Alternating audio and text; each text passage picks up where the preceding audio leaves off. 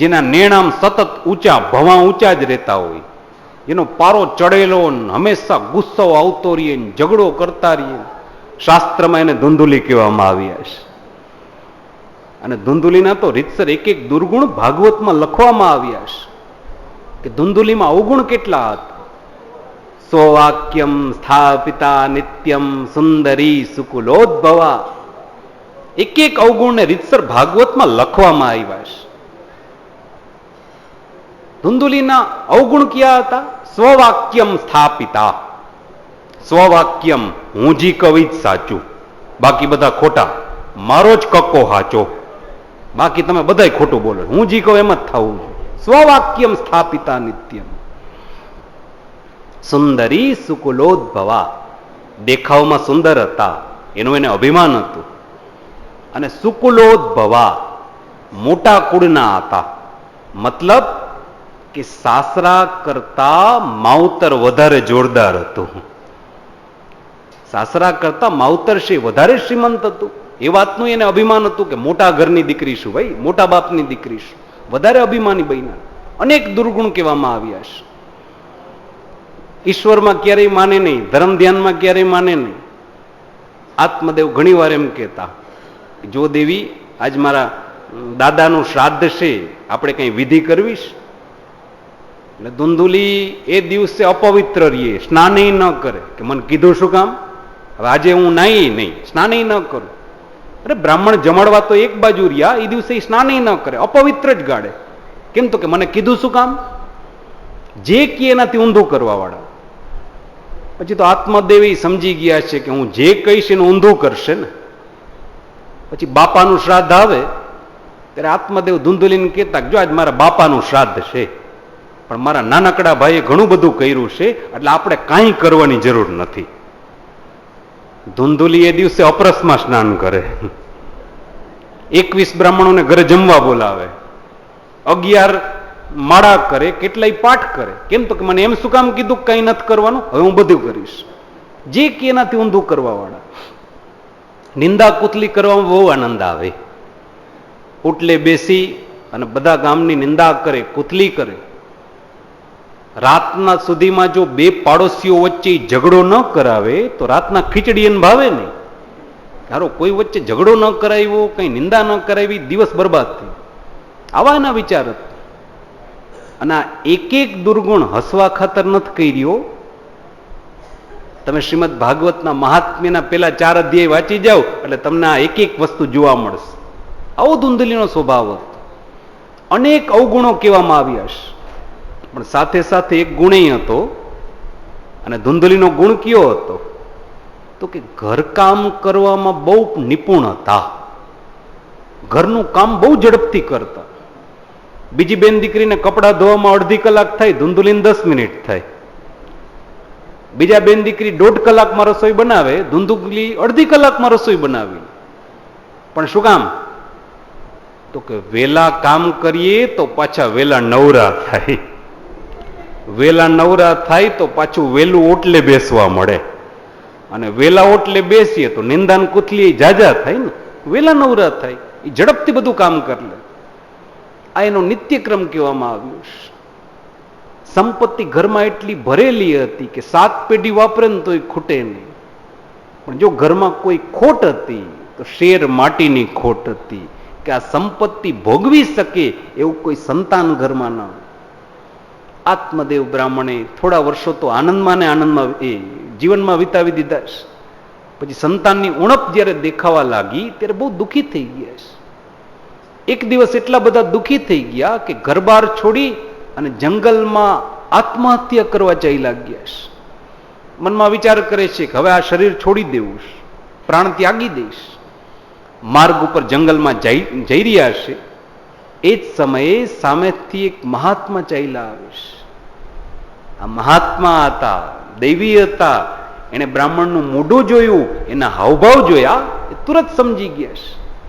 એને બ્રાહ્મણને ઉભા રાખી દીધા છે કે અરે મહારાજ કઈ બાજુ જઈ રહ્યા છો?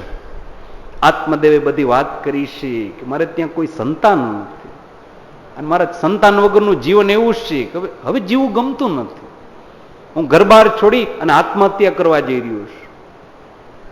મહાત્માએ એકવાર તો આંખ બંધ કરીને જોયું છે કે જોવું તો ખરા કે એના ભાગ્યમાં સંતાન ક્યારે છે. મહાત્માએ જોયું તો એના ભાગ્યમાં સંતાનનું સુખ હતું જ નહીં.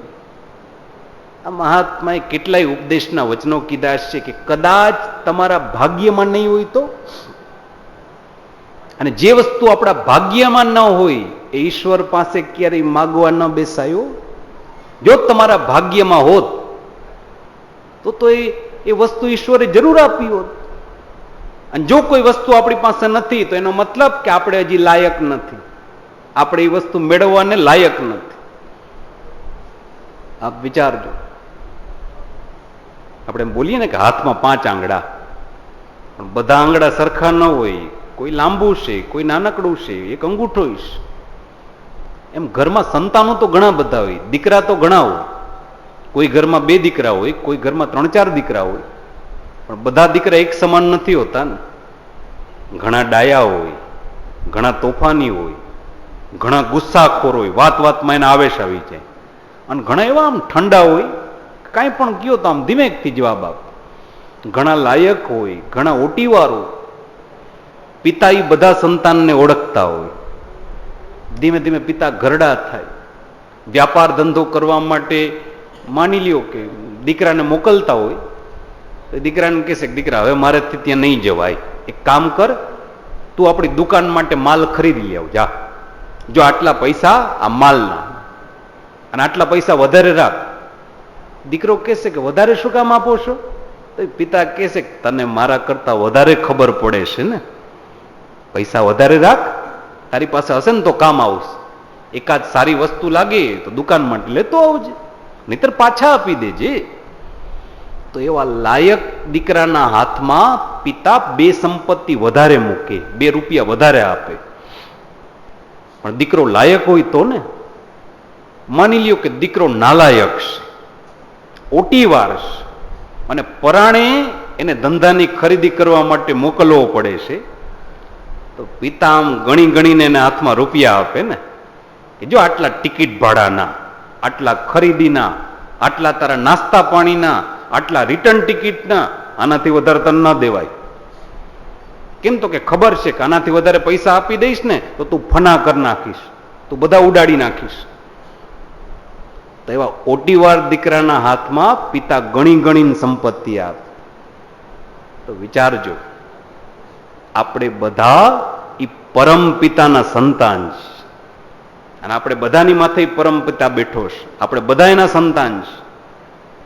અને માની લ્યો કે જીવનમાં કોઈ વસ્તુ આપણને નથી મળી, આપણે એ વસ્તુથી હજી વંચિત છીએ, તો માનજો કે આપણે પણ એ પરમ પિતાના હજી ઓટીવાર સંતાન છે. હજી લાયકાત નથી કેળવી, અને જે દિવસે એ લાયકાત આવી જશે ને એ દિવસે ભગવાન પાસે માગવા નહીં જવું પડે, ઈશ્વર સામેથી તમારી સામે રજૂ કરી દેશે. પણ એકવાર એ લાયકાત તો કેળવો. ઈશ્વર પાસે વ્યક્તિનો સ્વભાવ છે, માનવીનો સ્વભાવ છે કે સીધે સીધું માંગી લઈશ. ઈશ્વર એમ કહે છે કે એકવાર લાયકાત કેળવ તો ખરા. નોકરી ક્યારે મળી શકે? પેલા આપણી બાયોડેટાની આખી ફાઇલ બનાવવી પડે ને, એ ટેબલ ઉપર મૂકવી પડે, એમાં બધા કાગળિયા હોય, અનુભવ હોય, લાયકાત હોય, તો તમને નોકરી મળે. એમ ઈશ્વરના ટેબલ ઉપર તમારી જ્યારે વિનંતી મૂકો ને ત્યારે તમારી લાયકાતની એક ફાઇલ બનાવજો, અને ફાઇલ બનાવીને ઈશ્વરના ટેબલ ઉપર મૂકી દો. હું વિશ્વાસથી કહું છું કે તમે એ ફાઇલ મૂકશો ને એ પેલા તમને નોકરી મળી ગઈ હશે. પણ પેલા લાયકાત તો કેળવો. ઈશ્વર પાસે માગવા નહીં જવું પડે, એ પરમ પિતા છે. તમારામાં પાત્રતા જોશે, તમને સામેથી આપશે. આપણે પણ એ પરમ પિતાના ઓટીવાર સંતાન હશે, અને કદાચ તમારા ભાગ્યમાં એ સંતાનનું સુખ નહીં હોય તો આત્મદેવે જવાબ પણ એવો આપ્યો છે કે મહારાજ, આ બધા ઉપદેશના વચનો છે, એ શાસ્ત્રમાં સારા લાગે, જીવનમાં સારા નથી લાગતા. અને સંતાન વગરનું જીવન તો એવું છે કે મારે જીવવું નથી, મને આત્મહત્યા કરવા જવા દો. મહાત્માએ કીધું છે કે તો એમ કયો ને કે તમારે પરાણે દીકરો જોઈએ. બ્રાહ્મણ બોલ્યા છે પરાણે સમજો તો પરાણે, પણ દીકરો જોઈએ. મહાત્માએ કીધું છે કે એવો પરાણે દીકરો તો મને દેતા આવડે છે. માર્ગની એક બાજુ એક વૃક્ષ ઉગેલું હતું. વૃક્ષમાંથી ફળ તોડ્યું, મોઢા પાસે લાવી મંત્ર ભણી અને બ્રાહ્મણના હાથમાં આપી દીધું છે કે લ્યો મહારાજ, આ ફળ ઘરે જઈને તમારી પત્નીને ખવડાવી દેજો, એને અવશ્ય સંતાનની પ્રાપ્તિ થશે. બ્રાહ્મણ તો રાજીના રેડ થઈ ગયા. એ ફળ લઈને જેવા જઈ રહ્યા હતા ત્યારે મહાત્માએ રોકી દીધા છે કે ઉભા રહ્યો મહારાજ, એટલું યાદ રાખજો કે આ ફળ ખાવાથી તમારે ત્યાં જરૂર સંતાનનો જન્મ થશે. પણ જે મહાત્મા એક ફલમાં સંતાનને પ્રાપ્ત કરવાની શક્તિ આપી શકતા હતા, એ મહાત્મા એનું ભાગ્ય પણ જોઈ શકતા હતા. અને એના ભાગ્યમાં આ જન્મ તો છોડો, પણ 7 જન્માંતરે તવ પુત્રો નૈવચ નૈવચ, 7 જન્મ સુધી તમારે સંતાનનું સુખ નથી હો. બ્રાહ્મણે કીધું છે કે 7 જન્મ છોડો, આ ફળ ખાવાથી દીકરાનો જન્મ થશે. મહાત્માએ કીધું છે કે જરૂર, મારા મંત્રમાં એટલી શક્તિ છે કે જરૂર જન્મ થશે. બ્રાહ્મણ ત્યાંથી રવાના થયા, પોતાના ઘરે આવ્યા છે. પત્ની ધુંધુલીના હાથમાં ફળ આપ્યું છે. દેવી, ઝડપથી તમે આ ફળ ખાઈ લ્યો, આ ફળ ખાવાથી આપણે ત્યાં દીકરાનો જન્મ થશે, તમે ઝડપથી આને ફળ ખાઈ લ્યો. હજી તો ધુંધુલી ફળને જોઈ રહ્યા હતા કે ગામમાંથી કોઈ યજમાન આત્મદેવ બ્રાહ્મણના ઘરે આવ્યા છે. અરે ગોર બાપા, આજ અમારા ઘરે કથા વાંચવા આવવાની હતી, ભૂલી ગયા, મોડું થઈ રહ્યું છે, બધા રાહ જોવે છે, ચાલો ચાલો. બ્રાહ્મણ છે એ પણ પોતાની પોથી સાથે લઈ અને ત્યાંથી રવાના થઈ ગયા છે. હવે ધુંધુલી એકલી ઘરમાં વિચાર કરે છે કે આ ફળ, આ ખાવાથી મારા પેટમાં ગર્ભ રહેશે, અને મારા પેટમાં ગર્ભ રહેશે ને એટલે ધીમે ધીમે બધા કામ પણ મારાથી છૂટતા જશે. ધીમે ધીમે કામ છૂટતા જશે એટલે રસોડું છૂટી જશે, અને પછી રસોડું છે એ તો નણંદબાના હાથમાં આવશે, અને નણંદબા પછી કેટલી ખાંડ રસોડામાં રાખશે ને કેટલી પોતાના ઘરે લઈ જશે. એ તો ધુંધુલી હતા ભાઈ, એના વિચાર તો એવા હતા. અને ધીમે ધીમે હું પરાધીન બનતી જઈશ. ગર્ભિણી સ્ત્રીની દશા કેવી છે, ધીમે ધીમે પરાધીન બનતી જઈશ. અરે એ બધું છોડો, મારે ઓટલે બેસવાનું બંધ થઈ જશે, હું નિંદા કુતલી ક્યાંથી કરીશ.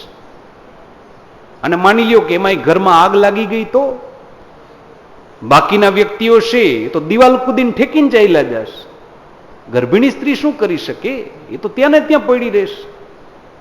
અને ચાલો આ બધી પીડા સહન કરીએ તો શું બાળકને જન્મ આપવું એ પીડા પણ સ્ત્રીને જ સહન કરવાની છે ને, એ પણ બેન દીકરીને જ સહન કરવાની છે. અને બાળકને જન્મ પણ આપી દઈએ, પણ જન્મ આપવાથી બધું પૂરું થઈ જાય તો કે ના, પાછું લાલને પાલને દુઃખમ ને, એ બાળકને મોટો કરો, એનું લાલન કરો, પાલન કરો. આપણે ભીનામાં સૂઈએ, એને સૂકામાં સુડાવીએ, આપણે ભૂખ્યા રહીએ, એને જમાડીએ, આ બધું કેના માટે? અને ચાલો એ બધું કરી દે, પણ શું એને જન્મ આપવાથી ગણાવવાથી પૂરું થઈ જાય? નહીં, પછી એને મોટો કરો, પછી એના લગ્ન કરો, અને ચાલો એના લગ્ન કરી દે. જન્મ આપ્યો, ભણાવ્યો, ગણાવ્યો, મોટો કર્યો અને લગ્ન કરી દીધા. પણ હારા લગ્ન કરીને કોઈ ગેરંટી થોડી છે કે પછી મા બાપને ભેગા જ રાખશે કે નોખા કરી દે? અને આ બધું આ ફળ ખાવાથી થશે. એના કરતા ધુંધલી તો બોલ્યા છે, હું તો એમ કહું છું કે ભાગ્યશાળી સ્ત્રી એને જ કહેવાય વિધવા યા વંધ્યા નારી સદા સુખીનો ભવે. વિધવા અથવા વંધ્યા સ્ત્રી એ સુખી કહેવાય કે જેને કોઈ ખટખટતો નથી. આવા વિચાર હતા ધુંધુલીના. એ હજી વિચાર કરી રહીશ. એ અમારી બેનપણી છે, એ ધુંધુલીને મળવા આવીશ. ધુંધુલીના મોઢા ઉપર ચિંતા દેખાણી. બેનપણીએ પ્રશ્ન કર્યો છે કે ભાઈ તારા મોઢા ઉપર ચિંતા શેની દેખાઈશ? ધુંધુલીએ બધી વાત કરી છે કે જુઓ ને, તમારા ભાઈ આ ફળ લઈ આવ્યા છે અને મારે એ ખાવું નથી, હવે શું કરવું? બેનપણીએ કીધું છે કે તારે ફળ નથી ખાવું ને તો એ ફળ બહાર ફેંકી દે. ધુંધુલી કહે છે પણ હું જવાબ શું આપું? બેનપણીએ કીધું છે કે ચિંતા ન કર, મારી પાસે એક રસ્તો છે. જો હમણાં જ મારા પેટમાં એ ગર્ભ રહ્યો છે, હજી કોઈને ખબર નથી, મેં કોઈને કીધું નથી. આપણે બે બેનો ભેગા રહેશી, હું તારા ઘરે રહેવા આવી જઈશ, એક જ ઓરડામાં રહીશ. 9 મહિના પૂર્ણ થશે એટલે તું જાહેરાત એમ કરજે કે તારે ત્યાં દીકરાનો જન્મ થયો, અને બદલામાં તું મારા ધણીના મોઢામાં થોડાક રૂપિયા પૈસા દાબી દેજે, એટલે એનું મોઢું બંધ થઈ જશે. અને અમારા ઘરમાં ઘણા સંતાન છે, કદાચ એક સંતાન હું તને આપી દઈશ તો મને કોઈ વાંધો નથી. મારા પતિને આપણે મનાવી લેશી, પણ બોલ તું તારા પતિને કેમ મનાવીશ? ધુંધુલીએ હસીને કીધું છે કે મારા પતિને મનાવવાની જરૂર નથી, મારા પતિને બનાવવાની જરૂર છે. અને એ તો મને બરાબર આવડે છે, લગ્ન કરીને આવી ને ત્યારથી મને આવડે છે, એ બનાવી તો હું બરાબર લઈશ. બે બેનો ભેગા રહીશ. પેલા ફળની વાત આવી કે આ ફળનું શું કરવું? બેનપણીએ કીધું છે કે લાવ એ ફળ છે ને ઉકરડે ફેંકી દઉં. ઉકરડે ફેંકવા જતી તી, આંગણામાં ગાય બાંધેલી. વિચાર થયો કે ઉકરડે ફેંકી દઉં એના કરતા ગાયને ના ખવડાવી. ગાય પાસે ફળ મૂકી દીધું છે. પેલા મહાત્મા બોલ્યા હતા કે આ ફળ ખાવાથી દીકરાનો જન્મ થશે, પણ મહારાજ હું તમારું કપાળ વાંચી રહ્યો છું કે તમારા ભાગ્યમાં સંતાનનું સુખ નહીં. બન્યું પણ એવું જ કે ફળ ઘર સુધી આવ્યું, પત્નીના હાથ સુધી આવ્યું, મોઢા સુધી આવ્યું, પેટમાં ન ગયું. પેટમાં તો ગાયને જ ગયું. 9 મહિના પૂર્ણ થયા, બેનપરીના પેટથી જે દીકરાનો જન્મ થયો, ધુંધુલી આવીને જાહેરાત એ કરી કે મારે ત્યાં દીકરાનો જન્મ થયો. આત્મદેવ બ્રાહ્મણના આનંદનો આજે ક્યાંય પાર નથી. એક બાજુ પોતાને ત્યાં દીકરાનો જન્મ થયો એ સમાચાર મળ્યા, અને એક બાજુ પાછું આંગણામાં ગાય બાંધેલી હતી, એના પેટથી વાછરડાએ નહીં દીકરાએ જન્મ લીધો. કેમ તો કે પેલું ફળ હતું ને એ ગાય ખાઈ ગઈ હતી, આશીર્વાદ તો હતો જ. આત્મદેવ બહુ પ્રસન્ન થયા છે. નહીતર આત્મદેવને વસવસો હતો. એ મહાત્મા પાસે કબૂલાત કરી હતી કે મહારાજ મારું આંગણું જેટલું દુર્ભાગ્યશાળી છે, મારે ત્યાં તો કોઈ સંતાન નથી, પણ આંગણામાં ગાય બાંધું છું ને તો એને ક્યારેય વાછડો નથી આવતો, કોઈ ઝાડ વાવું છું તો ક્યારેય ફળ નથી ઉગતા, ફૂલ નથી ઉગતા. શાસ્ત્ર કહે છે કે આંગણું શ્રાપિત હતું. પણ જયારે એ સમાચાર મળ્યા કે ગાયના પેટથી દીકરાનો જન્મ થયો, આત્મદેવ બહુ રાજી થયા છે. ગાયના પેટથી જે દીકરાનો જન્મ થયો એનું નામ ગોકર્ણ રાખવામાં આવ્યું. ધુંધુલીના પેટથી જે દીકરાનો જન્મ થયો એનું નામ ધુંધુકારી રાખવામાં આવ્યું. ક્યાંક એમ કહેવામાં આવે છે કે એના કાન ગાય જેવા હતા.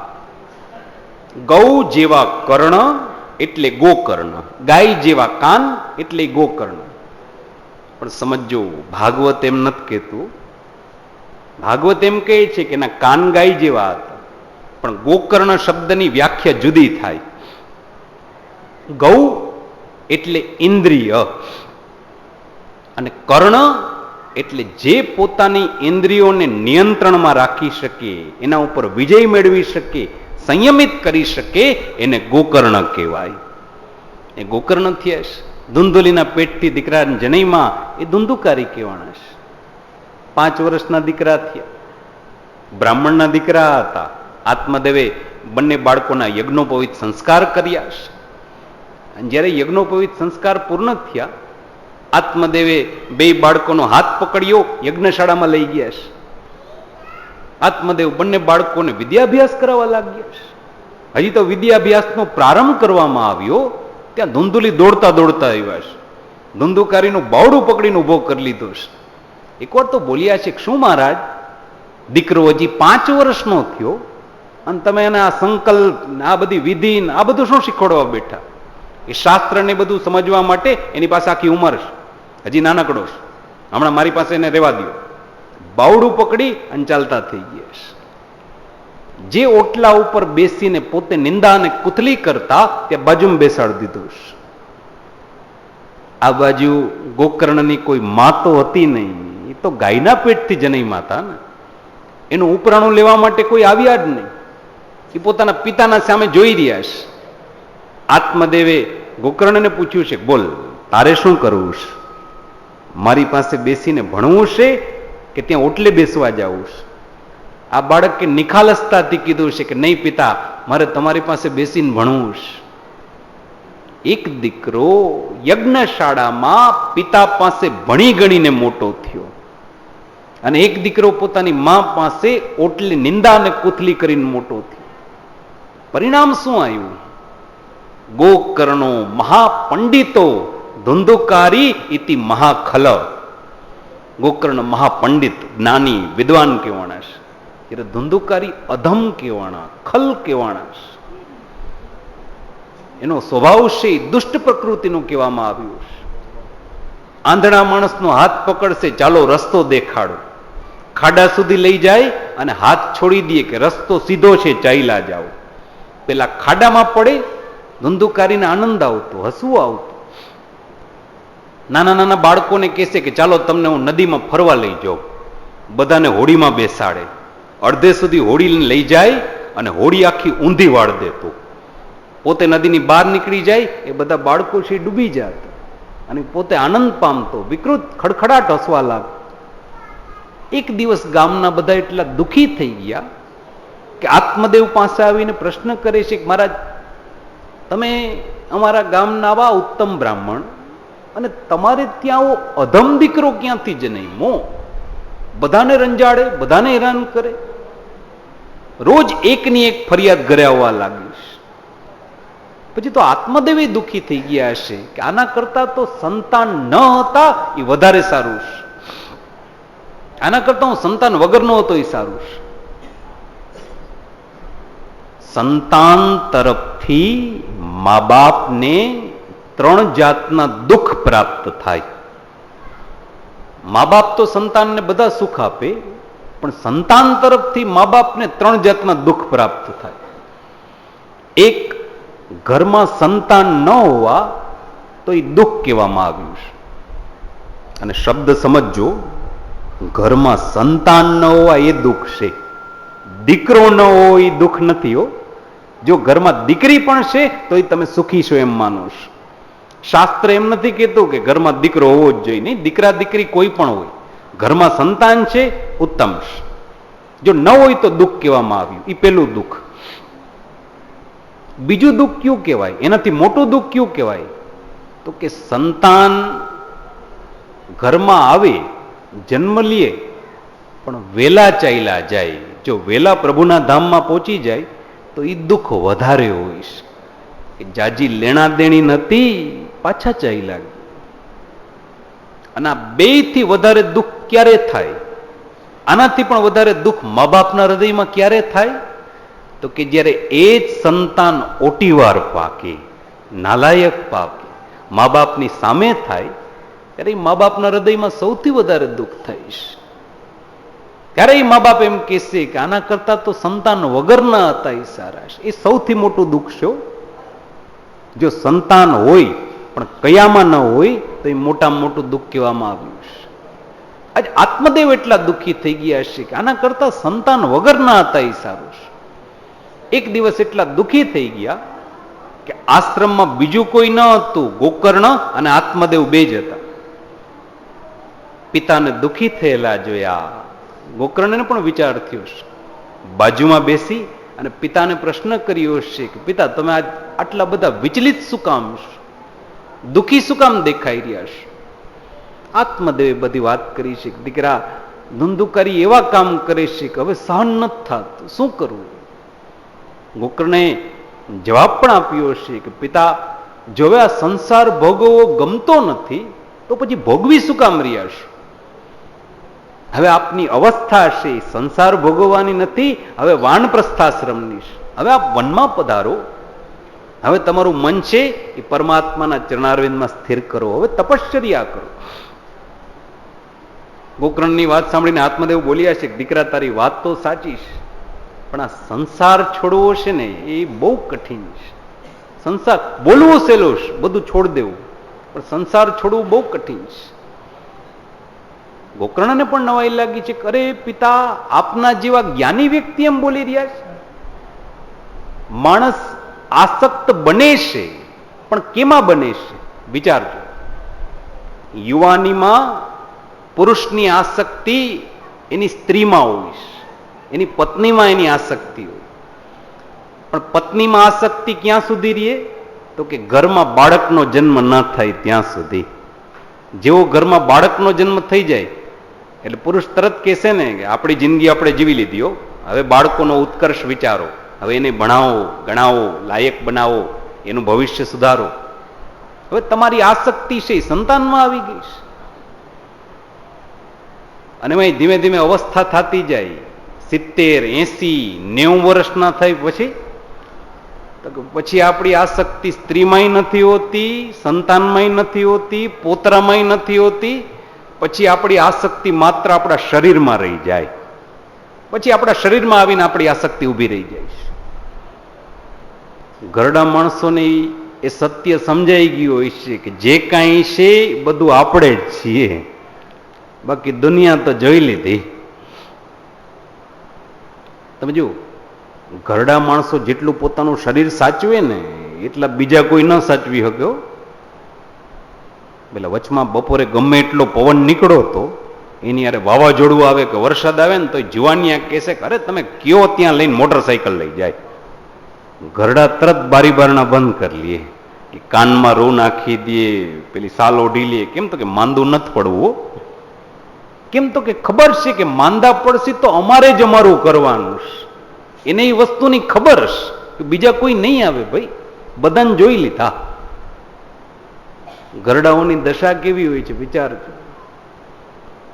અમે તો જામનગર મોટી હવેલીના શાસ્ત્રી છીએ. જન્મ જ હવેલીમાં થયો એમ કહી શકાય. પછી બચપનથી ત્યાં હવેલીમાં જ રમતા હોય. એટલે બહુ નાનકડી ઉંમર હતી, 4-5 વર્ષની ઉંમર હતી. આમથી આમ બધે રમતા હોય, આટા મારતા હોય. પણ એ વખતે જ્યારે દર્શન ખુલવાના હોય ત્યારે બધા વૈષ્ણવો છે આગળ બેસીને કીર્તન ગાતા હોય. અને એમાં એક કીર્તન વારે વારે ગવાતું, કોઈ કોઈનું નથી રે, કોઈ કોઈનું નથી રે. મને આ કીર્તન ગમતું બહુ, પણ હારી ઉંમર 5 વર્ષની એટલે એના શબ્દ ખબર ન પડે કે આનો મતલબ શું થાય, કે કોઈ કોઈનું નથી રે. પછી ઘરે જઈને મારા બાપુજીને પ્રશ્ન કરતો, મેં કીધું બાપુજી આનો મતલબ શું થાય, કોઈ કોઈનું નથી રે? એને મને જવાબ આપ્યો હતો, દીકરા હજી તો તને મૂછનો દોરોય નથી ફૂટ્યો, હજી તને ખબર નહીં પડે. પણ જે દિવસે દાઢીના બધાય વાળ સફેદ થઈ જશે ને એ દિવસે ખબર પડી જશે કે કોઈ કોઈનું નથી રે એનો મતલબ શું થાય. ઘરડા વ્યક્તિને પૂછો કે આ કીર્તનનો મતલબ શું થાય, કે કોઈ કોઈનું નથી રે. અને સમજો, કોઈ કોઈનું નથી હોતું. આપણને એમ લાગે છે કે આપણા છે, બાકી આપણું કોઈ નથી હોતું.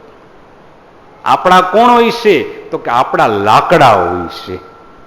જ્યારે ચિતામાં અગ્નિદાહ દેવામાં આવે છે ત્યારે છેલ્લે ભેગા શું આવે છે, એ લાકડા આવે છે. બાકી તો ગળામાંથી બધા દાગીના બધું કાઢી લેવામાં આવે છે. કયું ઝાડ આપણા માટે વાવવામાં આવ્યું છે અને કયું લાકડું આપણા ભેગું આવશે આપણને ખબર નથી. અને એ કદ અને કાઠી જોઈને નક્કી થાય કે કોને 2 મણ જોશે, કોને 3.5 મણ જોશે. આપણા બીજું શું હોય છે આપણું? કોઈ કોઈનું નથી હોતું. જુવાનીમાં માણસો સ્ત્રીમાં આસક્તિ હોય છે અને ઘરડા હોય છે એને પછી શરીરમાં આસક્તિ આવી જાય છે. તમે ઘરડા માણસોને જુઓ, એ પોતાને બહુ સાચવતા હોય. 2-3 દીકરા હોય. ઘરડા મા બાપ બધા દીકરા ભેગા ન રહી શકતા હોય, એકાદ દીકરા ભેગા રહેતા હોય. ઘણી વાર એવું થાય કે વાલો દીકરો હોય એ હારો સોસાયટીમાં કે શહેરમાં પેલા એપાર્ટમેન્ટમાં રહેવા જાય, 4થા માળે 5મા માળે રહેતો હોય. મા બાપ દાદરા ન ચડી શકતા હોય. ઘણી વાર દીકરો મોટા ભાઈના ઘરે આવે, મા બાપની પાસે બેસી આમ ગોઠણ પકડીને બેસી જાય, પ્રેમથી કહેશે ક્યારેક મારા ઘરે રોકાવા આવો ને. મા બાપને આવવું પણ હોય, પણ એ હસીને કહેશે કે દીકરા તારા દાદરા હવે ન ચડાય, હવે દાદરા ન ચડી શકાય, એના કરતા તું આવીને અમને મળી જા ને. એ દાદરાને જોઈને દીકરાને મૂકી દે કે હું દીકરાને મૂકી શકું પણ દાદરા ન ચડી શકું. કેમ તો કે વૃદ્ધાવસ્થા છે ને, સમય એવો છે. નવરાત્રી આવે ને ત્યારથી ઘરડા કબાટમાંથી બધા સ્વેટર ને ટોપી ને મફલર કાઢીએ, એ હુતાશણી પછી પાછા કબાટમાં મુકાય ને, ત્યાં સુધી કબાટમાં ના મુકાય. પોતાને બહુ સાચવે. કેમ તો કે ખબર પડી ગઈ કે આપણે આપણું કરવાનું છે, કોઈ કોઈનું નથી. અને શરીર આપણું નથી હો. જો ગરડા એમ માનતા હોય કે આપણે આપણા છીએ, નહીં, આપણે આપણા નથી. આ શરીર એટલે શું છે? ક્ષણભંગુર. ક્યારે પડી જશે કોઈને ખબર નથી હોતી. આજ ગોકર્ણ પિતાને આ બધી વાત સમજાવી રહ્યો છે કે પિતા, હવે તમારી આસક્તિ કદાચ આ શરીરમાં હોય તો આ શરીરમાં એવું છે શું કે જેમાં આસક્ત થઈને બેઠા છો? આ શરીર શેનું બનેલું છે? 3 વસ્તુનું: હાડકા, લોહી અને માંસ. આ 3થી આ શરીર બને છે ને. હા, ઉપર ચામડી મજાની છે ને. બાકી આપણે કીર્તનમાં ગાઈ છે ને, કદાચ તમને યાદ પણ હશે કે હાડ માંસ કી કોટરી ભીતર ભરી, બોલો, ભંગાર. ભીતર ભરી ભંગાર. આ ઝૂંપડી કેવી છે? શરીર રૂપી ઝૂંપડી ભગવાને કેવી બનાવી છે? હાડ માંસ કી કોટડી. અંદર શું છે? હાડકા, માંસના લોચા અને લોહીના ખબોચિયા ભરેલા છે. એના સિવાય કંઈ નથી હો. અને એ સિવાય જો કોઈ વસ્તુ ભરેલી છે તો એ મલમૂત્ર જેવી વસ્તુ ભરેલી છે કે જેની સામે આપણે ઘૃણાની દ્રષ્ટિએ જોઈએ છે. એના સિવાય આ શરીરમાં કાંઈ વસ્તુ રહેલી નથી. હા, બનાવવા વાળાએ, ઉપરવાળાએ આ ઉપરનું ચામડું બહુ મજાનું મઢ્યું છે, કલર કામ બહુ સરસ કર્યું છે, રંગરોગાન થયેલું છે કે આપણે એકબીજાને જોઈને મોહ પામીએ. બાકી અંદર જે આપણું હાડપિંજર રહેલું હોય, એ હાડપિંજર જો ઘરવાળા જોઈ જાય ને તો એ 15 દિવસ સુધી એને તાવ ન ઉતરે હો. 15 દિવસ સુધી તાવ ન ઉતરે જો આપણું હાડપિંજર આપણા ઘરવાળા જોઈ લે. તો પિતા શરીરમાં એવું શું છે? હવે આપની અવસ્થા છે એ જંગલમાં જાઓ, પરમાત્માના ચરણારવિંદને પકડી લ્યો. એકવાર તો આત્મદેવને સંતોષ થયો કે ચાલો, એક દીકરો તો એટલો લાયક બન્યો કે આજે મને ઉપદેશ આપીશ. ભાગવતમાં એવા દીકરા તમને સંતાન જોવા મળશે કે જે પિતાને ઉપદેશ આપશે. આજે તો આપણને ઘણા એવા દ્રશ્ય જોવા મળે. ગામમાં હવેલી હોય ને, તમે હવેલી દર્શન કરવા જાઓ તો ઘણી વાર રોજ એવા દ્રશ્ય જોવા મળે કે કોઈ ઘરડા દાદા કે દાદી પોતાના નાનકડા પોતરાની આંગળી પકડી અને ભેગા લઈ આવ્યા હોય. નાનકડું બાળક હોય, 4-5 વર્ષની ઉંમર હોય. એ બાળકને ખબર ન પડતી કે અહીંયા હું છું, પણ એ ઘરડા એને ત્યાં સુધી લઈ જાય. દર્શન ખુલે એટલે સામે આંગળી ચીંધીને કહેશે, જો સામે હાથ જોડ દે, ત્યાં દંડવત કર લે. એને જેજેવાલા કહેવાય. એ જેજેવાલા છે એની સામે ગરદન ઝુકાવી દેવાય અને બાળક પગે લાગી. આવા દ્રશ્ય તો ઘણી વાર જોઈશે. આ કોઈ નવીન વાત નથી. ભાગવતમાં એવા દીકરાઓ તમને જોવા મળશે કે જે મા બાપનો હાથ પકડી અને ભગવાનની સામે મૂકી દેશે અને મા બાપને જ્ઞાન કરાવશે કે પિતા, આને જોઈ લ્યો, આને જેજેવાલા કહેવાય, આને ઈશ્વર કહેવાય, આને ભગવાન કહેવાય, આને ઓળખતા શીખો, આ પરમ તત્વ છે. એવા દીકરા તમને જોવા મળશે. પ્રહલાદજી એવા સંતાન હતા કે જેણે હિરણ્યકશ્યપુને જ્ઞાન કરાવ્યું હતું કે ઈશ્વર કોને કહેવાય હું તમને દેખાડું. ધ્રુવજી એવું સંતાન થઈ ગયું કે જેણે ઉત્તાનપાદને જ્ઞાન કરાવ્યું હતું કે ભક્તિ કેને કહેવાય એ હું તમને કરીને દેખાડું. ભગવાન કપિલ એવા થઈ ગયા હતા કે જેણે માતા દેવતીને પણ સાંખ્ય યોગનું જ્ઞાન આપ્યું. આજ ગોકર્ણ કહી રહ્યા છે. પિતા બહુ રાજી થયા છે. પિતા ઉભા થઈ ગયા છે, બસ દીકરા તો પછી ઘરમાં નથી રહેવું, મને રજા આપ, હું જંગલમાં તપ કરવા જાઉં છું. આત્મદેવ ત્યાંથી રવાના થઈ ગયા. ગોકર્ણ પણ વિચાર કરે છે કે જે કંઈ સંબંધ હતો એ તો પિતા સાથે હતો. પિતા ચાલ્યા ગયા, હવે ઘરમાં રહીને શું કરવું છે? બીજા જ દિવસે ગોકર્ણ છે એ પણ તીર્થયાત્રા કરવા નીકળી ગયા છે. હવે ઘરમાં ધૂંધુલી અને ધૂંધુકારી માં દીકરો રહ્યા છે. પેલા તો સંપત્તિ વાપરીને ખાધી છે. જ્યારે બધું પૂરું થઈ ગયું, એક દિવસ ધૂંધુકારી મા પાસે આવીને પૈસા માંગે છે કે માં પૈસા આપ. હંમેશા માં પૈસા વાપરવા આપતી હતી એટલે વાલી લાગતી હતી. આજે પેલી વાર માએ પૈસા આપ્યા નહીં પણ માગ્યા છે કે દીકરા જ્યાં સુધી હતું વાપરીને ખાધું, હવે પૂરું થઈ ગયું. હવે તો તું કમાઈને લાવ અને હું બેઠી બેઠી ખાઉં. માએ પૈસા માગ્યા, દીકરાને ગમ્યું નથી. પૈસા કેમ નથી આપતા? ગુસ્સો આવ્યો. પૈસા કેમ નથી આપતી? ગુસ્સો છે ને એટલો બધો આવ્યો કે એમાં માને એક લાત મારીને ચાલ્યો. પૈસા કેમ નથી આપતા? ધૂંધુલી ઘરમાં આમ પડ્યા પડ્યા રડી રહ્યા છે કે મારો દીકરો મને ને મને લાત મારે. વળી પાડોશની કોઈ બેન દીકરી આવે, ધૂંધુલીને છાના રાખે, વળી ધૂંધુલીને રડવું આવે, મારો દીકરો મને ને મને લાત મારે.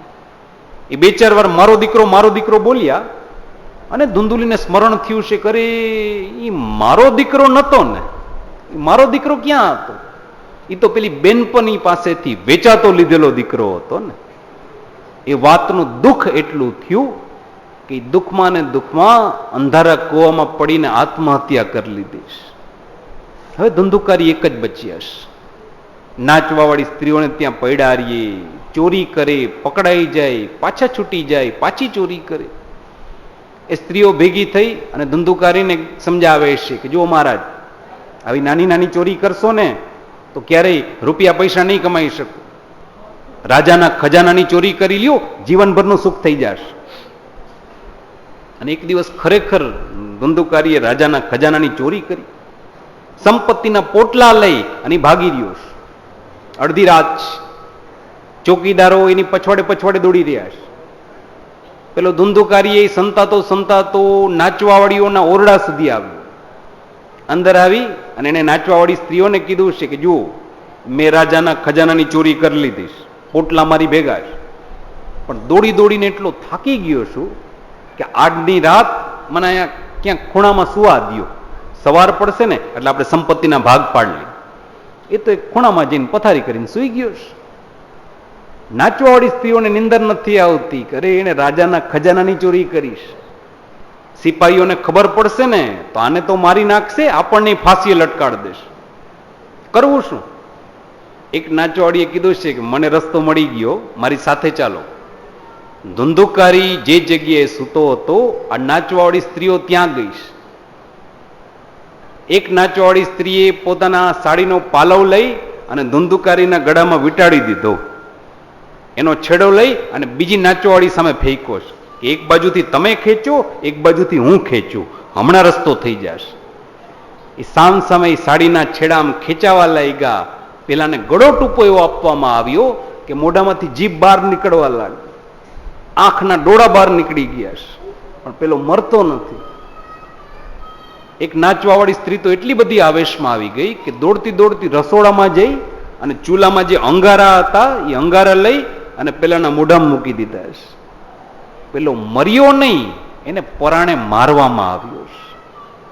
પરિણામે આવ્યું કે દુર્ગતિ, અસદગતિને પામી ગયો છે. પછી તો એ અસદગતિ પામ્યો છે. આ તરફ ગોકર્ણ છે તો તીર્થયાત્રામાં એને કઈ ખબર નહીં. એને જયારે સમાચાર પ્રાપ્ત થયા, ગામનું કોઈ માણસ મળ્યું, બધી વાત કરી કે અરે ગોકર્ણ, તમે તો યાત્રામાં આવ્યા, તમારી મા આ રીતે મરી ગઈ, તમારા ભાઈને આ રીતે બધાએ ભેગા થઈને મારી નાખ્યો. એટલે ગોકર્ણે વિચાર કર્યો છે કે એ ક્યાં મારી સગી મા હતી, એ ક્યાં મારો સગો ભાઈ હતો. પણ સાથે સાથે વિચાર આવ્યો કે મારા પિતાની તો પત્ની હતી ને, એ દ્રષ્ટિએ મારી મા થાય. એ મારા પિતાનું તો સંતાન હતું ને, એ દ્રષ્ટિએ મારો પણ ભય થાય. આમ વિચાર કરી જે જગ્યાએ માતૃ શ્રાદ્ધ કરવાનું આવે ત્યાં માનું શ્રાદ્ધ કર્યું, જે જગ્યાએ ભ્રાતૃ શ્રાદ્ધ કરવાનું આવે ત્યાં પોતાના ભાઈનું શ્રાદ્ધ કર્યું, પિંડદાન દીધું. તીર્થયાત્રા પૂરી કરી પાછો પોતાના ગામમાં આવ્યો છે. પણ ગામમાં આવ્યો મોડું થઈ ગયું, અડધી રાત થઈ ગઈ. અચાનક ગોકર્ણને વિચાર આવ્યો છે કે અડધી રાતે ઘર ક્યાં ખોલવું, એના કરતા ઘરની બહાર ફળિયામાં જ સુઈ જાવ. સવાર પડશે ને એટલે આપણે જે કંઈ ધૂસ ઝારા પાડવા હશે, ઘર સાફ કરવું છે, નિરાતે કરશે. બહાર ફળિયામાં જ તમ ઉપરનો પાથરીને સુઈ ગયા છે. થોડીક વાર થઈ તો ગોકર્ણને કોઈ પોતાના આસપાસ ભટકી રહ્યું હોય એવો આભાસ થયો. પણ બ્રાહ્મણના દીકરા હતા એટલે જરાય ગભરાણા નહીં. એકવાર તો પૂછ્યું છે કે ભાઈ કોણ છે? પેલો પ્રેત છે એ આમ ફરતો ફરતો સામે આવીને ઉભો રહી ગયો. ગોકર્ણને નવાઈ લાગી. પ્રશ્ન કર્યો છે કે તમે કોણ છો? મારા ઘરની આસપાસ શું કામ ભટકી રહ્યા છો? પેલો કઈ જવાબ નથી દેતો. વળી ગોકર્ણે પૂછ્યું છે ભાઈ હું તમને પૂછું છું, મારા ઘરની આસપાસ શું કામ ભટકો છો ભાઈ? પેલો કઈ જવાબ નથી દઈ શકતો. કેમ તો કે જીભ છે એ તો અંગારામાં રાખ થઈ ગઈ ને, બોલી નથી શકતો, આમ ખોબો ધરી દીધો. ગોકર્ણે પૂછ્યું છે કે તરસ લાગીશ, જલ પીવું છે? પેલા એ માથું ધૂણાયું. ગોકર્ણ તીર્થયાત્રા કરીને આવ્યા હતા, પેલા ગંગાજીની યમુનાજીને એની તો ગાગરું ભરીને આવ્યા હતા. એમાંથી થોડું ગંગાજલ લઈ એને પેલા પ્રેતના હાથમાં આપ્યું. જેવું એને ગંગાજલ પીધું અને એને વાણી ઉત્પન્ન થઈ. પ્રેતે પણ જવાબ આપ્યો છે, ભાઈ મને ભૂલી ગયા? અહમ તવ ભ્રાતા ધુંધુકારી ઇતિ નામત. હું તમારો ભાઈ છું, ધુંધુકારી. ગોકર્ણને નવાઈ લાગી છે, ભાઈ તું પ્રેત કઈ રીતે બન્યો? તું બ્રાહ્મણનો દીકરો છે. અરે બ્રાહ્મણનો દીકરો ક્યારેય પ્રેત યોનીને પામે જ નહીં. તું બ્રાહ્મણ છું. અરે મેં તારી પછોડે કેટલાય પિંડદાન કર્યા છે, શ્રાદ્ધ કર્યા, એનું શું? ત્યારે ધંધુકારી પણ જવાબ આપે છે, ભાઈ પેલા એ વાતનો તો જવાબ આપો કે હું બ્રાહ્મણનો દીકરો હતો ક્યાં દિવસે? હું તો એક વેચાતો લીધેલો દીકરો હતો, અને મારા એક કર્મ એવા ન હતા કે હું બ્રાહ્મણ કહેવાઉં. ન તો હું જન્મથી બ્રાહ્મણ હતો, ન હું કર્મથી બ્રાહ્મણ હતો. અને ભાઈ છતાંય જો તમે મારા પિંડદાન દીધા હોય ને, તો મારા કર્મ એટલા ખરાબ છે ને કે તમે એક નહીં 100 પિંડદાન દેશો ને તો એ મારી મુક્તિ નહીં થાય. અને આ પ્રેત યોની એટલી દુઃખદાયી છે કે હવે મારાથી સહન નથી થતું. આપ કૃપા કરીને મને આમાંથી મુક્ત કરાવો.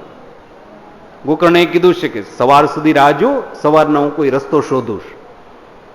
સવાર પડી, ગામને પણ ખબર પડી, એટલે આખું ગામ છે ગોકર્ણને મળવા આવ્યું. ગોકર્ણે ગામની સામે બધી વાત રજૂ કરી છે કે તમે કોઈ મને માર્ગ દેખાડો, મારે મારા ભાઈને મુક્ત કરવું છે. ગામના માણસોને નવાઈ લાગી છે કે દીકરા આ તો બધી પોથાની વાત કહેવાય, એ તો તને ખબર હોય. અમને કોઈ સમસ્યા આવે છે તારી પાસે આવી છે. હા કોઈ કુડાચાર લોકાચારની વાત હોય તો અમને પૂછો, શાસ્ત્રની વાતો તો તમારા જેવા બ્રાહ્મણને ખબર હોય, અમને ક્યાંથી ખબર હોય? ગોકર્ણ આજે ઉદાસ થઈ ગયા, કરે આજે કોઈ મને સલાહ દેવાળું નથી. જો આજે મારા પિતા હોત ને તો હું મારા પિતાને તો પૂછત. પણ વળી બીજો વિચાર આવ્યો છે કે હું તો બ્રાહ્મણનો દીકરો છું ને, અને બ્રાહ્મણના દીકરાને જીવનમાં 2 મા બાપ મળે, એક નહીં 2 મા બાપ મળે. એક જન્મ દેવાવાળા મા બાપ, અને બીજા જ્યારે બ્રાહ્મણના દીકરાને યજ્ઞોપવિત સંસ્કાર કરવામાં આવે ત્યારે બ્રાહ્મણના દીકરાને એના ગુરુદેવ શીખવાડે કે જો આજથી તે દ્વિજત્વ પ્રાપ્ત કર્યું છે. અત્યાર સુધી ખાલી બ્રાહ્મણ કહેવાતો, આજથી તું દ્વિજ કહેવાઈશ. અને આજથી તારા મા બાપ છે એ બદલી જશે. સૂર્યનારાયણ છે એ તારા પિતા બનશે, અને ભગવતી ગાયત્રી એ તારી મા બનશે. એક પિતા હાજર નથી, બીજા પિતા તો છે એવું. એણે સૂર્યનારાયણને વિનંતી કરી છે કે પિતા કૃપા કરીને મને કોઈ માર્ગ દેખાડો, હું આજે અટવાઈ ગયો છું. સૂર્યનારાયણે પણ જવાબ આપ્યો છે તું તો ભણેલો ગણેલો છું દીકરા, શાસ્ત્રને ઓળખ. તો બીજું કઈ ન કર, શ્રીમદ ભાગવત પારાયણનું આયોજન કર, તારો ભાઈ અવશ્ય મુક્ત થશે. આ એવી ઉત્તમ કથા છે કે તારા ભાઈને મુક્ત કરશે. ગામના માણસોને પણ ખબર પડી. એને પણ ગોકર્ણને કીધું છે કે દીકરા તું જરૂર આયોજન કર, આખું ગામ તારી ભેગું છો, આખું ગામ તારી પડખે છે, અમે બધા તારા પ્રસંગમાં આવશું. મંડપ આખું ભરાઈ ગયું છે, આખું ગામ આવીને મંડપમાં બેસી ગયું. પેલો પ્રેત પણ ફરતો ફરતો મંડપમાં આવ્યો. એને વિચાર કર્યું છે કે આપણે કોઈને આડા નથી આવું, અને કોઈ આપણને આડા આવે નહીં. દૂર ખૂણામાં એક લીલો વાંસ પડેલો હતો, એ વાંસમાં જઈ અને પ્રેતાત્માએ વાસ કરી લીધો છે. આખા દિવસની કથા પૂરી થઈ, સાંજ પડી એટલે બધા ઊભા થઈને પોતપોતાના ઘરે ચાલ્યા ગયા. પેલો પ્રેતાત્મા એ વાસમાં ને વાસમાં બેસી અને વિચાર કરવા લાગ્યો, કેવી મજાની કથા છે, ક્યાં ઉત્તમ ભાગવતના સિદ્ધાંત છે, અને મેં મારું જીવન આમને આમ વેડફી નાખ્યું, મેં મારું જીવન બરબાદ કરી નાખ્યું. આમ વિચાર કરે એને પોતાની ભૂલ સમજાય અને આંખમાંથી દળ દળ અશ્રુઓની ધારા વહે. મારા જીવનને મેં બરબાદ કરી નાખ્યું. પાછા બીજા દિવસની કથા સાંભળે. માણસો ઉભા થઈને પોતપોતાના ઘરે ચાલ્યા જાય. પેલો પ્રેતાત્મા ત્યાં ને ત્યાં પડ્યો પડ્યો રૈડા કરે. એ આંખમાંથી અશ્રુઓ એવા વહેવા કે એનું જે કાંઈ પાપ હતું, અઘ હતા, એ બધા ધોવાઈ ગયા છે. 7 દિવસની કથા પૂર્ણ થઈ. 7 દિવસની કથા પૂર્ણ થઈ. એ 7 ગાંઠ છે એક પછી એક ભેદાતી ગઈ અને એમાંથી એક દિવ્ય સ્વરૂપ લઈ અને ધંધુકારી ઉભા રહી ગયા છે. બધાની સામે હાથ જોડીને ઉભા રહી ગયા છે. ગોકર્ણની સામે એટલું બોલ્યા છે કે ભાઈ તમારો બહુ મોટો ઉપકાર, હું જેટલો માનું એટલું ઓછું છે. તમે મને આ પ્રેત યોનિમાંથી મુક્ત કરાવી દીધું. એને લેવા માટે જ્યારે પરમાત્માના પાર્ષદો આવ્યા, ગોકર્ણને નવાઈ લાગી છે કે ઉભા રહ્યો. એને ઈશ્વરના પાર્ષદોને પ્રશ્ન કર્યો છે કે ઉભા રહ્યો મહારાજ, આ મારા ભાઈને લેવા માટે તમે વૈકુંઠમાંથી આવ્યા છો, તો મારા ભાઈને આવડું મોટું ફળ શેના માટે આપો છો? પાર્ષદોએ જવાબ આપ્યો છે કે એણે આપના મુખેથી જે આ કથા સાંભળી છે ને, આ એનું ફળ છે. ગોકર્ણે કીધું છે કે કથાનું ફળ? કથા તો મેં આખા ગામ સામે વાંચીશ અને મેં કોઈ કથા ગાવામાં ભેદભાવ નહોતો રાખ્યો કે આ મારો હગો ભાઈ છે એટલે પ્રાઇવેટમાં જઈને 2-4 અધ્યાયની કથા એને હું રાતના સંભળાવી દઉં. એવો મેં કોઈ ભેદભાવ તો નથી કર્યો. તો પછી મહારાજ, જો મેં કથા વાંચવામાં ભેદભાવ નથી કર્યો તો પછી તમે ફળ દેવામાં કેમ ભેદભાવ કરો છો? ત્યારે પાર્ષદોએ જવાબ આપ્યો છે કે મહારાજ, તમે કથા ગાવામાં ભેદભાવ નથી કર્યો, પણ માણસોના શ્રવણમાં ભેદ હતો. અને જેવું શ્રવણ એવું જ એનું ફળ પ્રાપ્ત થઈશ. આ બધાના મનમાં શંકા હતી એટલે બધાને ફળ પ્રાપ્ત ન થઈશ. ગામના માણસોએ પણ ત્યારે કબૂલાત કરી કે દીકરા સાચી વાત કરીએ ને તો અમારા મનમાં શંકા હતી હો કે ખરેખર આ દીકરો એના ભાઈને મુક્ત કરાવી શકશે કે પછી ખાલી ખાલી આખું ગામ ભેગું કરીને બેઠા છે. અમે જોવા આવ્યા હતા. માફ કરજો, અમારા મનમાં શંકા તો હતી. અને જેવું શ્રવણ એવું એનું ફળ છે. યાવત શ્રવણે ન તાવત ફલ અસ્તિ. જો કથાનો મંડપ છે, વાંચવા વાળા એક જ હોય છે, સાંભળવા વાળા ઘણા બધા હોય છે, પણ જેટલા માણસો મંડપમાં બેઠા હોય એ બધાની ભાવના એક જ હોય છે તો કે ના, એ જુદી જુદી હોય છે. દરેક મંડપમાં અલગ ભાવથી કથા સાંભળવા આવે. અમારા જે મુખ્ય મનોરથી છે ગિરધરભાઈ, સમસ્ત ગોરિયા પરિવાર, આપ બધા તો ભાઈ બેસવાના જ છો. કેમ તો કે મુખ્ય મનોરથી છો, આપને તો બેસવાનું જ છે આગળ, એના વગર તો ચાલે ને. કુટુંબના માણસો એમ વિચાર કરશે કે જો આજે ગિરધરભાઈની કથા છે, આજે આપણે એના પ્રસંગમાં હાજરી આપવી જોઈએ. કુટુંબ કહેવાય, ખભે ખભો મિલાવીને ચાલવું જોઈએ. કાલ સવારે આપણે ત્યાં પ્રસંગ હશે તો એ પણ એ જ રીતથી આવશે. તો ઘણા સંબંધથી આવતા હોય, ઘણા કુટુંબથી આવતા હોય. ઘણા માણસો વિચાર કરે કે આપણા ગામમાં આવી મજાની કથા બેઠી છે, ભાગીરથી ગંગા આવી છે, તો ચાલો ને આપણે રોજ ડૂબકી મારવા જાય. ઘણા માણસો છે એ એમને એમ નવરા હોય કે આમે ગામના ઓટલે બેહીએ, એના કરતા મંડપમાં જઈને બેહીએ. તો ઘણા એ રીતથી આવ્યા હોય. ઘણા કથાકારને જોવા આવ્યા હોય કે જોઈ તો ખરા, શાસ્ત્રીજી 17-18 વર્ષ પહેલા આવ્યા હતા, હવે કથામાં હું ફેર થયો જોઈ આવીએ ખરા. અને ઘણા ઘરડા વ્યક્તિ એવા પણ આવ્યા હોય કે જેને પોતાની બહુરુએ ધક્કા માર્યા હોય કે આખો દિવસ ઘરમાં હું બેહો છો, એના કરતા સમાજમાં જઈને બેહો, ઋષિયદા હારી કથા વાંચે જાઓ. તો ઘણા એવી રીતથી પણ આવ્યા હશે કે ઘરમાં રહેવું એના કરતા તો મંદિરમાં જવું સારું, એના કરતા તો અહીંયા આવીને સારું. અને એમાંય તમે જુઓ, તમે તો કથા વાંચતા હોય ને બધાને જોતા હોય એટલે ખબર હોય, મંડપમાં કોઈ સાવ અજાણી વ્યક્તિ બેઠી હોય અને કથામાં જ્યારે કીર્તન કે ધૂન ગવાતી હોય ત્યારે સૌથી મોટી તાલીઓ કોણ પાડતું હોય? આંખ બંધ કરીને કહી દેવું કે હા એના ઘરમાં ભડકોય મોટો થયો છે, તો જ એટલા આનંદથી કીર્તન ગાઈ શકે, નહીતર ન ગાઈ શકે. સમજ. માનવીને એક જાતની શાંતિ પ્રદાન થતી હોય કે અહીંયા શાંતિ છે, બસ એ કથાનો મંડપ છે, એમાં પ્રવેશ કરવા વાળા બધાનો ભાવ જુદો છે. પણ જે ભાવ લઈને તમે મંડપમાં પ્રવેશ કરો એવું જ પાછું ફલ લઈને જાઓ છો, એનાથી વિશેષ ન મળી શકે. આ મર્યાદા છે. આજ ગામના માણસોએ પણ કબૂલાત કરી છે કે અમારા મનમાં શંકા હતી, દીકરા એક કામ કર, પાછી બીજી વાર કથા વાંચ, અમે આખું ગામ આ વખતે સાંભળશે અને ભાવથી સાંભળશે. ગોકર્ણે પાછી બીજી વાર કથા વાંચી અને આખા ગામને મુક્ત કરાવી દીધું છે. એક ધુંધુકારી દીકરો નહીં, ગોકર્ણે જયારે બીજી વાર કથા વાંચી ત્યારે આખું ગામ મુક્ત થઈ ગયું છે. આપ વિચારજો. ક્યારેક મનમાં એમ પ્રશ્ન થાય કે આ ગોકર્ણ અને ધુંધુકારીની કથા વર્ષોથી ચાલી આવે છે, આ શાસ્ત્રીજીને આટલી બધી લાંબી કથા વાંચવાની શું જરૂર પડી? પણ સમજો કે આ એક કથા છે જે તમારા કાન પવિત્ર કરશે, અને અમુક વ્યક્તિ એવા છે કે જે સામે નથી બેઠા, આ લીલા વાંસમાં બેઠા છે. અમુક કથાઓ સામે બેસવા વાળાને સંભળાવું તો હોઉં છું, અમુક કથા એવી હશે કે જે અંદર બેઠા છે, મારે એને સંભળાવવી પડતી હોય.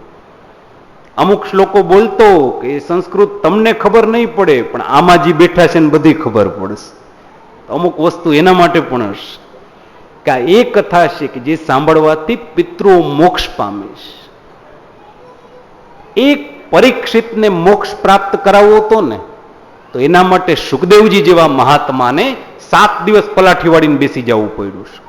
ત્યારે એકમાત્ર પરીક્ષિતને મોક્ષ પ્રાપ્ત થયો ને. ગોકર્ણ કેવા દીકરા હશે વિચારો તો ખરા. આખા ગામને મુક્ત કરાવી દીધું, બધા વૈકુંઠમાં, કોઈ ગામમાં બચ્યું નહીં. આ દીકરો કેવો ઉત્તમ હશે, સર્વોત્તમ કહેવાનો છો. એ જયારે કથા વાંચીને વ્યાસપીઠ ઉપરથી ઉભો થયો, બધા એને પગે લાગી રહ્યા હતા. બધા પગે લાગી રહ્યા હતા. ગોકર્ણની સામે આમ નજર ગઈ તો સામે વૈકુંઠમાંથી સાક્ષાત જગતનો નાથ પરમાત્મા એ પોતાની મંડળી સામેથી ચાલ્યો આવતો હતો. ગોકર્ણને લેવા માટે ઈશ્વરને સામે આવવું પડ્યું છે. અને ભગવાન ક્યારે એકલા નથી આવતા હો, પરમાત્માની આખી મંડળી હોય છે. ભગવાન પોતાની આખી મંડળીને લઈને જયારે ચાલ્યા આવતા હતા, એક બાજુ પ્રહલાદજી છે, પ્રહલાદ તાલધારી. પ્રહલાદજીના હાથમાં છે એ પેલા કરતાલ છે એ વગાડી રહ્યા છે. ભગવાનની આખી મંડળી છે, અને ભગવાનની મંડળીમાં કાયમી રૂપના સભ્ય, જો સમજવા જેવી વાત છે, કદાચ યાદ રાખવું હોય તો યાદ રાખી લેજો કે ભગવાનની મંડળીના કાયમી સભ્ય કોણ કોણ છે? તો કે ભગવાનની મંડળીમાં અર્જુન છે, ઉદ્ધવ છે, સુખદેવજી મહારાજ છે, પ્રહલાદજી છે, ઇન્દ્ર છે, નારદજી છે. આ પરમાત્માની મંડળીના કાયમી સભ્ય. પરમાત્મા જે કોઈ જગ્યાએ પધારે મંડળી ભેગી હોય. પેલા નાનો સુનો કોઈ સાંસદ કે કમિશનર આપણા ગામમાં આવે ને તોય બધા આજુબાજુ ફરવા લાગે, ઉભા રહી જાય. તો પછી જગતનો નાથ જ્યારે પૃથ્વી ઉપર આવે તો એની મંડળીને એનો સ્ટાફ કેવો હશે વિચાર તો કરો. આ બધા બાજુમાં આવીને ઉભા રહી જાય, ભાઈ જગતનો નાથ. અને પરમાત્મા જયારે આમ સામેથી ચાલ્યા આવતા, પ્રહલાદજીના હાથમાં કરતાલ છે, કરતાલ વગાડે છે. ઇન્દ્રના ગળામાં મૃદંગ છે, મૃદંગ વગાડી રહ્યા હતા. અર્જુન એ તો આગળ આમ થઈ કરીને નાચી રહ્યા છે. નારદજી વીણા વગાડી રહ્યા છે, સુખદેવજી શ્લોકો ગાઈ રહ્યા છે. અને એ બધાની વચમાં પરમાત્મા છે, ગળામાં એ કૌસ્તુભનો મણિ છે, મૌક્તિકની માળા, કમલની માળા, પીળા પિતાંબર સહિત પરમાત્મા જેરામ સામેથી પ્રવેશ કરી રહ્યા હતા. ગોકર્ણની દ્રષ્ટિ ગઈ કે પરમાત્મા સામેથી આવી રહ્યા છે, કંઈ સમજાણું નહીં. એને ઈશ્વરની સામે જોયું છે. પરમાત્મા જેટલા પ્રસન્ન હતા કે ગોકર્ણની સામે કંઈ બોલ્યા નહીં, પોતાના 2 શ્રીહસ્ત આમ લંબાવી દીધા કે બીજું કંઈ ન વિચાર દીકરા, એકવાર દોડતો મારી અંદર આવી જા. ગોકર્ણને બીજો કોઈ વિચાર ના આવ્યો, એ દોડતો જઈ અને રીતસર પરમાત્મામાં સમાઈ ગયો, ઈશ્વરની અંદર ચાલ્યો ગયો. ગોકર્ણ પરમાત્માના શ્રી અંગમાં ક્યાં ચાલ્યો ગયો દોડતો એ કોઈને ખબર ન પડી.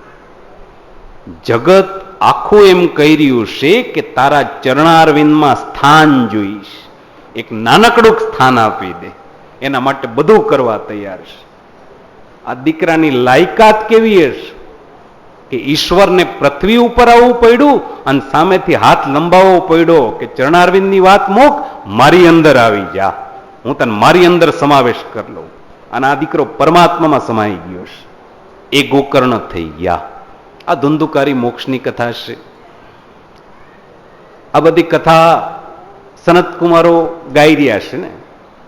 અને જયારે સનત કુમારો એ નારદજીની સામે આ બધી કથા ગાઈ રહ્યા હતા ત્યારે મંડપમાં યુવાન ભક્તિ, યુવાન જ્ઞાન અને યુવાન વૈરાગ્ય પ્રગટ થયા છે. અને ત્રણેય જણાએ સનત કુમારોના ચરણારવિંદમાં ભાવથી સ્તુતિ ગાઈ છે કે આપની બહુ મોટી કૃપા, જ્ઞાન અને વૈરાગ્ય પાછા યુવાન બન્યા છે. અહીંયા મહાત્મ્યના 5 અધ્યાય પૂરા થાય છે. 6ઠ્ઠો અધ્યાય છે યજમાનને પાડવાના નિયમોનો કહેવામાં આવ્યું છે. એક 2-5 મિનિટ આપણે કથા સાંભળી અને પછી કથામાં વિશ્રામ લેશી. 6ઠ્ઠો અધ્યાય એ યજમાનને પાડવાના નિયમોનું છે. ભાગવતની કથા કોણ બેસાડી શકે, ક્યારે બેસાડી શકે, કઈ રીતે બેસાડી શકે? તો શ્રીમદ ભાગવતના 6ઠ્ઠા અધ્યાયમાં બધા ઉલ્લેખ છે. ભાગવતની કથા પિતૃઓ માટેના ઉત્તમ મહિના કયા છે ત્યારે કહેવામાં આવ્યું છે અષાઢ, શ્રાવણ, આસો, માર્ગશીર્ષ એતે માસે કથારંભે પિતૃણામ મોક્ષસો જકા. આ ઉત્તમ મહિના છે પિતૃઓ માટેના. ત્યાર પછી કહેવામાં આવ્યું છે કે સુંદર મજાનું એક મુહૂર્ત કાઢો. આમ તો ઈશ્વરના નામ લેવા માટે કોઈ મુહૂર્તની જરૂર નથી, પણ છતાં એક સુંદર મુહૂર્ત હોય, વચમાં પક્ષભેદ ન થતો હોય. મતલબ કે પૂનમ કે અમાસ એ વચમાં ન આવતા હોય. યા તો અમાસ કે પૂનમના દિવસે કથા પૂર્ણ થવી જોઈએ, યા એની પેલા થવી જોઈએ, વચમાં એ ના આવવા જોઈએ. એ પક્ષભેદ થયો કહેવાય. એ મુહૂર્તનો નિયમ કહેવામાં આવ્યો છે. ત્યાર પછી કહેવામાં આવ્યું છે કે સુંદર મજાના 7 દિવસ પસંદ કરો. એક ચોખ્ખું અને મોટું સ્થાન એવું પસંદ કરો કે જ્યાં બધા આવીને શાંતિથી કથા સાંભળીશ. યજમાને સુંદર મજા, જેમ યજમાનના નિયમ છે એમ વક્તાના પણ નિયમ કહેવામાં આવ્યા છે કે વક્તા પણ કેવો હોવો જોઈએ. ભાગવતનો વક્તા છે એ વક્તા કેવો હોવો જોઈએ ત્યારે રીતસર લખવામાં આવ્યું છે. વેદ શાસ્ત્ર વિશુદ્ધ કૃત, એ વેદ શાસ્ત્ર ભણેલો હોવો જોઈએ. બ્રાહ્મણનો દીકરો હોવો જોઈએ, વૈષ્ણવનો દીકરો હોવો જોઈએ, વેદ શાસ્ત્રમાં નિપુણ હોવો જોઈએ, ધીર ગંભીર હોવો જોઈએ, ઉદાહરણ દેવામાં કુશળ હોવો જોઈએ, નિષ્પૃહ હોવો જોઈએ, જે કથા વેચતો ન હોય પણ કથાને વહેંચતો હોય એવો વક્તા હોવો જોઈએ, વૈષ્ણવ હોવો જોઈએ. આ બધા વક્તાના નિયમ કહેવામાં આવ્યા છે. પછી યજમાનના નિયમ કહેવામાં આવ્યા છે કે કથા દરમિયાન 7 દિવસ દરમિયાન પવિત્રતા જળવાઈ રહે એ રીતથી મન, કર્મ, ઇન્દ્રિયથી પવિત્ર રહેજો. મોઢામાંથી કોઈને પણ એવું કડવું વચન ન કાઢતા કે જેનાથી સામેવાળાનું મન છે દુભાઈ જાય. પ્રેમથી બધા સાથે વ્યવહાર કરજો. ઈશ્વરે જે કાંઈ દ્રવ્ય આપ્યું છે એ પ્રેમથી વાપરજો. દ્રવ્ય વાપરીને એમ ન વિચારતા કરે આવડો મોટો ખર્ચો થઈ ગયો. ભલે 2 પૈસા વાપરો, પણ જેટલું વાપરો એ ખર્ચીને તમને આનંદ થવો જોઈએ. સગા સંબંધી, બેનું, ભાણેજો બધાને નિમંત્રણ પત્રિકા મોકલો, પ્રેમથી બોલાવો. આંગણે એક મોટો પ્રસંગ છે, એક મોટી જવાબદારી છે, ઝડપથી પૂરી થઈ જાય એટલે આપણે નવરા થાય એમ નહીં. એકના એક પનોતા દીકરાના લગ્ન છે અને એ લગ્નનો ઉત્સાહ એક બાપના હૃદયમાં જેટલો હોય એટલો ઉત્સાહ એ કથા વખતે રાખજો. આંગણે કોઈ પણ આવે એને મીઠો આવકાર આપજો. ઈશ્વર કયું સ્વરૂપ લઈને કથાના મંડપમાં આવશે એ તમે જાણતા નથી, ઓળખી નથી શકવાના. માટે જે કોઈ મંડપમાં પ્રવેશ કરે એ ઈશ્વરની મૂર્તિ છે એમ માનજો. 7 દિવસ સુધી મનમાં એક ગાંઠ ન રાખતા, અને કદાચ કોઈ ગાંઠ હોય તો છોડી નાખજો. ઈશ્વરે તમને આજે અવસર આપ્યો છે. આ 7 દિવસ એવા આપ્યા છે કે એ ગાંઠ ખોલી નાખ. આજે હું તમારા આંગણે બેઠો છું, જગતનો નાથ બેઠો છે એ તમને કહી રહ્યો છે. એ બધા નિયમ કહેવામાં આવ્યા છે. વ્રતાચારી જીવન જીવવું, એક સમય ફલાહાર, એક સમય ભોજન કરવું. અહિંસાની ભાવના જળવાઈ રહે એટલે પંચકેશ ધારણ કરવા, માથાના વાળ ન કાપવા, દાઢી ન કરવી, નખ ન કાપવા, હાથમાં ચાકુ, સૂડી, કોઈ હથિયાર ન મૂકવું, ગામનું પાદર વટવું નહીં. કદાચ પરાણે જવું પડે તો આચાર્યની રજા લઈને જવું પડે, નદી ન વટાય. આ બધા ભાગવતના નિયમ કહેવામાં આવ્યા છે. જોકે ગામે ગામ, યથા યથા, ગેહે ગેહે, સ્થાને સ્થાને ધીમે ધીમે એમાં પરિવર્તન આવવા લાગ્યું. અરે છેલ્લે ત્યાં સુધી કહેવામાં આવ્યું છે કે 7 દિવસ દરમિયાન યજમાને 4 પાયા ઉપર નિદ્રા ન કરવી, ભૂમિ ઉપર ગાદલું રાખીને સૂવું, કે જેથી દાસ્ય ભાવના જળવાઈ રહે. થાળી વાટકામાં ભોજન નહીં, પણ પાતળ અને દૂનામાં ભોજન કરવું પડે. જો નિત્ય રોજ ન થઈ શકે તો 7 દિવસમાંથી 1 દિવસ એવો કાઢવો કે 1 દિવસ આપણે ભૂમિ ઉપર ગાદલું કરીને સૂસી, 1 દિવસ આપણે થાળી વાટકા નહીં, પાતળ દૂનામાં ભોજન કરશે. આ બધા નિયમ કહેવામાં આવ્યા છે. આખો દિવસ તો કથા વંચાતી હોય, 2 સત્રમાં કથા વંચાતી હોય, સવાર અને બપોરનું ફલ તો પ્રાપ્ત થાય, પણ રાત્રિનો પ્રહર એડે ન જાય, રાત્રિનો ફલ મળે. એટલે રાત્રિના ભોજન પછી કથાના મંડપમાં આવીને બેસાય, જાજા નહીં પણ 1 કીર્તન ગાઓ, 1 માલા કરો, અથવા 1 યમનાષ્ટક કરી લ્યો. વધારે થઈ તો બહુ સરસ, પણ છેવટે 1 સ્તોત્રનો પાઠ કરીને ઊભું થઈ જાવ, જેથી દિવસ રાત બેયનું ફળ આપને પ્રાપ્ત થાય. આ બધા નિયમ કહેવામાં આવ્યા છે. બપોરના કથા પૂર્ણ થાય ત્યારે દૂધની પ્રસાદી આવે, સાંજના સમયે ભાવથી કથામાં વિશ્રામ આવે, મંગલ આરતી થાય અને બધાને પ્રસાદ વેચવામાં આવે. આ બધા નિયમ કહેવામાં આવ્યા છે. અને ત્યાર પછી શ્રીમદ ભાગવતના પ્રથમ સ્કંદ, 1લો અધ્યાય અને 1લા શ્લોક તરફ જઈ રહ્યા છે. હવે આપણે શ્રીમદ ભાગવતમાં પ્રવેશ કરવા જઈ રહ્યા છે અને 1લા શ્લોકને આપણે ગાઈ અને કથામાં વિશ્રામ લેશી. 1 શ્લોક ગાઈ અને અત્યારે આપણે કથામાં વિશ્રામ લેશી. ભાગવતનો 1લો સ્કંદ, જેનું નામ છે અધિકાર લીલા, 1લો સ્કંદ, 1લો અધ્યાય અને 1લો શ્લોક, કે જ્યાંથી ભાગવતનો સ્વસ્તિસ્તુયા વિનાશાગ્યાત પુણ્ય કલ્યાણ વૃદ્ધિદા વિનાયક પ્રિયા નિત્યમ તાંચ સ્વસ્તિમ બ્રુવંતુ નઃ નેત્રોદક સ્પર્શઃ પુંડરીકાક્ષાય નમઃ ઇતિ પવિત્રીકરણમ મહ. હાથ જોડી ગણપતિ ભગવાનનું સ્મરણ કરી નમસ્કાર કરો. ઓમ શ્રીમન મહાગણાધિપતય નમઃ. ઓમ ઇષ્ટદેવતાભ્યો નમઃ. ઓમ કુલદેવતાભ્યો નમઃ. ઓમ ગ્રામદેવતાભ્યો નમઃ. ઓમ સ્થાન દેવતાભ્યો નમઃ. ઓમ વાસ્તુપુરુષ શ્રીમદ્ભાગવત વાङ्मय મૂર્તયે નમો નમઃ. વંશસ્થ પિતૃદેવતાભ્યો નમો નમઃ. અસ્તુ પુણ્યમ પુણ્યાહમ દીર્ઘમાયુરસ્તિ ભવન્તો બ્રુવન્તો. અસ્તુ પુણ્યમ પુણ્યાહમ દીર્ઘમાયો વિનાયકમ ગુરુમ ભાનુમ બ્રહ્મા વિષ્ણુ મહેશ્વરાન સરસ્વતીમ પ્રણમ્યાદો સર્વકાર્યાર્થ સિદ્ધ. બધાય અટક સહિત પોતપોતાનું નામ બોલી જવાનું, મમ બોલી જવાનું. આત્મનઃ શ્રુતિ સ્મૃતિ શાસ્ત્રોક્ત પુરાણોક્ત પુણ્યફલ પ્રાપ્ત્યર્થમ શ્રીમદ્ભાગવત મંડપાયતને પ્રથમ દિનારભ્ય 7 દિન પર્યંતમ સાયાને મહાગણપતિયાદ્યાવાય સ્થાપિત દેવતાનામ વાङ्मय મૂર્તિનામ વંશસ્થ પિતૃદેવતાનામ ઉત્તર પૂજનમ કુલામ્મે કરોતવન્નમ પયોરેતો સમાસુ ધત્તા. ઓમ જય કાના કાળા પ્રભુ જય કાના કાળા મીઠી મીઠી મોરલી વાળા મીઠી મીઠી મોરલી વાળા ગોપીના પ્યારા. ઓમ જય કાના કાળા કામણ ગારા કાન કામણ બહુ કીધા વાલે કામણ બહુ કીધા.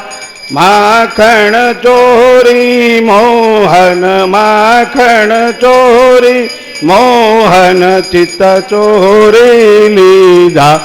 ઓમ જય કાના કાળા નંદ યશોદા ઘેર વૈકુંઠ ઉતાર્યો વાલો વૈકુંઠ ઉતાર્યો.